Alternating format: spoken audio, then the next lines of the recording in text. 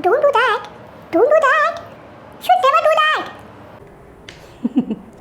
Since the time you have announced that you want to write a book, were you all bombarded by all these so-called suggestions, feedbacks?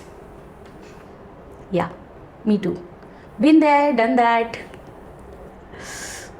So today we are talking about these 7 things that especially newbie writers like us should not do, must not do. But nobody tells you what to do instead. So let's have a look at that aspect. Punctuation is power. Remember? Imagine a difference between let's eat Dadima and let's eat Dadima. A small misplaced comma can turn your family dinner with your Dadima into main course. Don't panic. We have all done these mistakes. Even William Shakespeare made typos. So as I have said in my earlier videos, grammar and technical aspect is something that you can learn, but one can never teach you imagination. You don't need to be a grammar Nazi. You just need to understand the basic grammar. Their importance in story is to make your story crystal clear, to convey your message more clearly and more accurately. So we don't want the grammar and typos and these mistakes ruin your story. Yeah, I guess you're right. But as I promised, I do have a solution. So this is what I do instead. First, I check everything myself to make sure that everything is making sense. There are no typos, there are no grammatical mistakes. And then as a double check, I run it through the softwares because you just want to be sure, double check. But at the same time, you don't want to lose that faculty. You can always use tools, Grammarly, Hemingway Editor, and ProWriting Aid.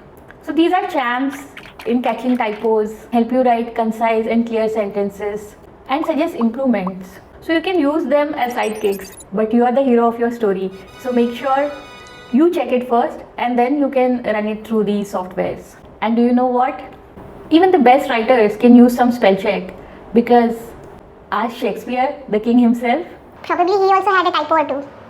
कुछ भी All of us feel that our first draft should be a masterpiece. It should be done right in the first try. But here's the deal. First drafts are like first dates. Awkward, sometimes messy, but essential. Absolutely essential. You have to be really very patient. Because if you try to be too perfect, you will just scare away the story's potential. The story will just remain in your head and never ever come on the paper. Because the perfectionist within you, the inner critic, will never let it realize. So, first drafts are first drafts. So, what can we do instead? What if we try a little more friendlier route? Because this is going to be my first draft and this is my way of brainstorming with myself on paper. So, I know for sure that this is going to be messy. There are going to be so many scratches, do's and redos. But that is how it is supposed to be. That is how it meant to be.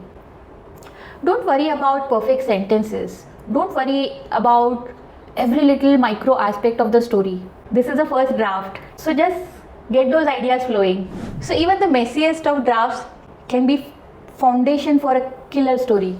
First draft is just a journey. It's not the destination. So don't rush into your first draft. Take your time, enjoy the process because this is very, very, very, very essential for every writer. ये बड़ी अच्छी बात कही आप This happens to the best of us. You know, we all get that one idea which doesn't allow us to sleep at night. So I had this striking idea that was going on for such a long time in my mind, and I wanted to share it with Karthik. I wanted to explain this idea to him in a nutshell, but I just couldn't find the proper vocabulary. He asked few questions and I didn't have answers for that. So everybody wants to be a writer, me included. If you just have an idea and you want to sit down and write, you'll run out of fumes.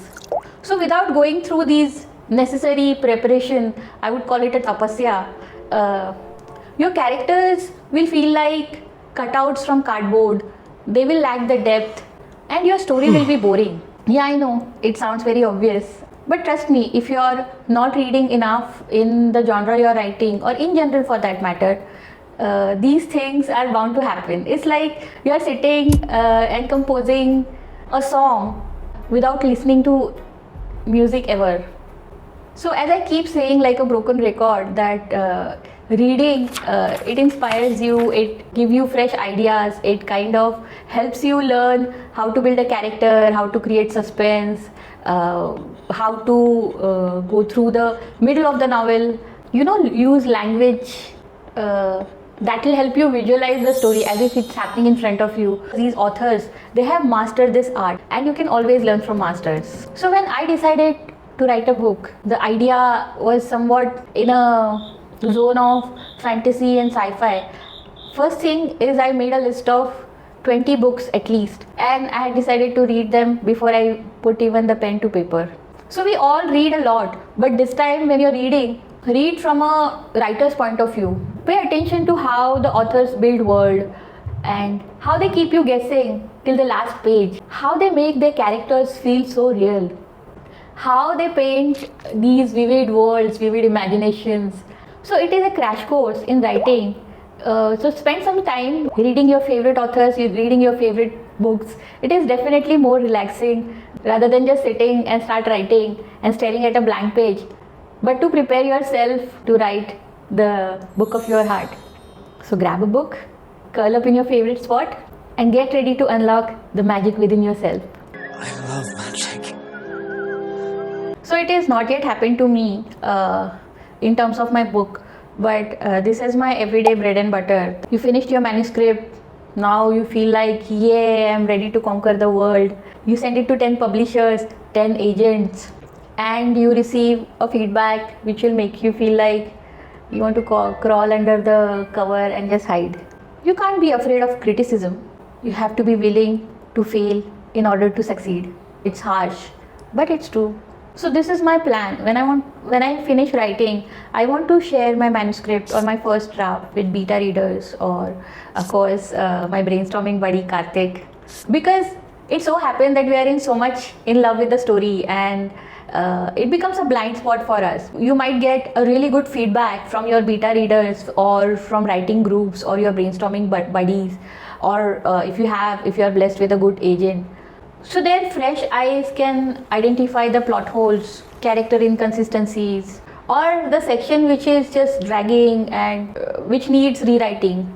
So let me tell you a little secret. The feedback is just a suggestion, not a commandment. So take it as that. If something resonates, incorporate it. Think of a feedback as a tool to polish your gem, but not to break it. समझ रहे हो ना?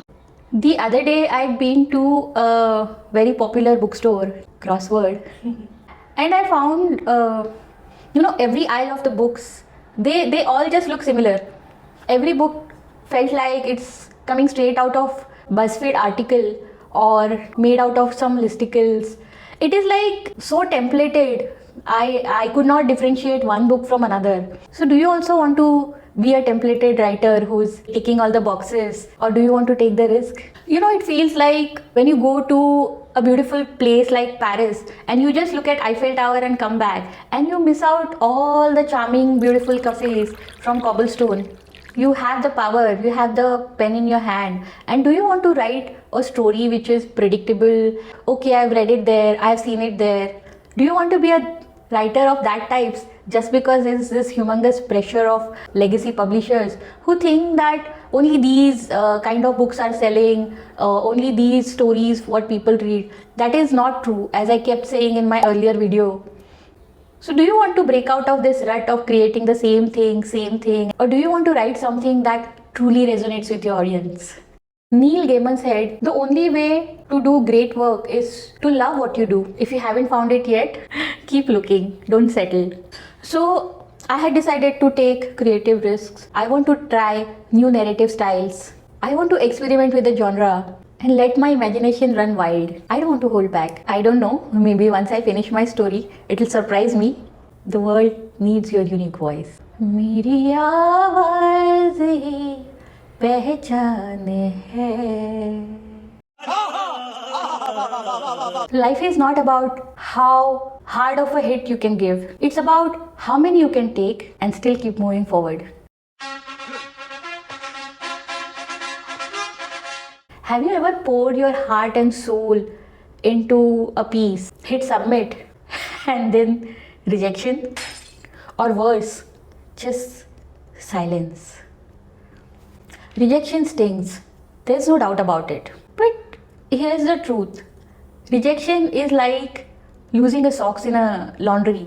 It's frustrating, but that doesn't mean you can't use the other one. Keep writing, keep applying till you find your perfect match, because the right audience is waiting for you to be found. So when it comes to rejection, I look at it as on my long road trips, there are times I took wrong turns, but I still reached the destination. So I look at it as rejection is equal to detour. It's okay. This is not the straightforward way you will reach your destination. So when you receive rejection with a feedback, it will help you find the right path, the right kind of audience for your story, the right publisher for your story. So instead of letting rejection derail you, develop a thick skin and learn from the feedback. If you get rejections with specific pointers, use them to refine your work. If it's a general rejection, just swipe left. Because there's a whole world of publishers and agents out there. You never know. One person's loss is your future bestseller. So rejection is just a battle wound, not a death sentence. I said sentence, wow. Ever seen someone else's work just going viral and feel a pang of envy? It happens to the best of us. Did you know Stephen King once threw away his manuscript because he saw his wife reading someone else's horror story? The point is, everyone's path is unique. So you focus on developing your own skills, writing the book of your heart.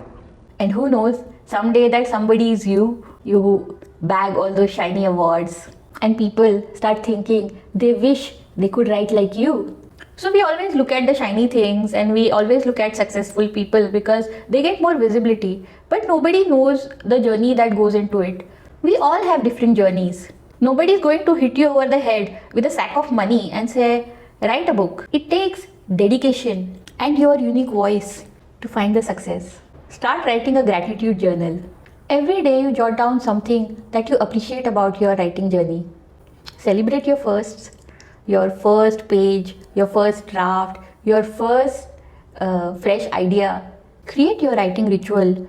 Find out your zone, place where you want to sit and write. Because it creates a sense of focus and signals your brain that it's the time to write. Look, creating something that you love takes time and effort. Let's just say a lot of coffee goes into making a video for you. If you enjoyed this and want to see more, hit that subscribe button. क्योंकि ये मुफ्त है. So see you next time. Until then, keep writing, keep dreaming. Peace. रुको जरा, सबर करो. Keep dreaming, keep smiling, and what? बस हो गया. Peace. Let's get started. बहुत लंबे हो रहे रे बाबा. कैसे एडिट करूंगी मैं ये? ये ब्लू क्या है बगल में? क्या है ये? बंद करा बस हो गया. अरे बस हो गया. बाकी कभी रिकॉर्ड करना है ये. It helps the coffee play. La la la la la la la la.